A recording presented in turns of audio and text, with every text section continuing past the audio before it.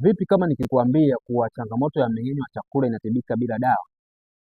Watu wengi ambao wanapitia changamoto za mmeng'enyo wa chakula huwa ni watu ambao wanakimbilia kwenye pharmacy kwenda kuchukua painkiller ama dawa za kutuliza. Kweli ni kwamba changamoto za mmeng'enyo wa chakula zinasababishwa na mtindo wako wa maisha, vyakula unavyokula na jinsi unavyoishi. Inawezekana ni mtu ambaye unasumbuliwa na vidonda vya tumbo, unasumbuliwa na H. pylori, unasumbuliwa na acid reflux, ama ni mtu ambaye tumbo lako linajaa gesi, ama ni mtu ambaye unakosa choo. Na changamoto zote hizi zinakufanya wewe unawaza kutumia dawa bila kurekebisha chanzo. Kweli ni kwamba changamoto hizi zinatibika kupitia chakula pamoja na kubadilisha mtindo wako wa maisha. Umekuwa ukitafuta njia gani ya kuweza kurekebisha hizi changamoto bila kutumia dawa, ama kutumia dawa nyingi lakini bado unaona hamna mabadiliko yoyote? Unaweza ukarudi katika hali yako kwa kwenda kurekebisha mmeng'enyo wa chakula kupitia vyakula pamoja na kubadilisha mtindo wako wa maisha. Kama unatamani kuweza kurudi katika hali yako ya kawaida ili uweze kupata hizi program za chakula, comment neno program, itakuja na video ambayo itazungumzia zaidi ni program gani ya chakula ambayo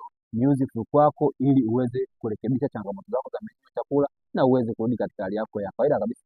Kumbuka, acid reflux inatibika kwa kutibu chanzo na sio dalili.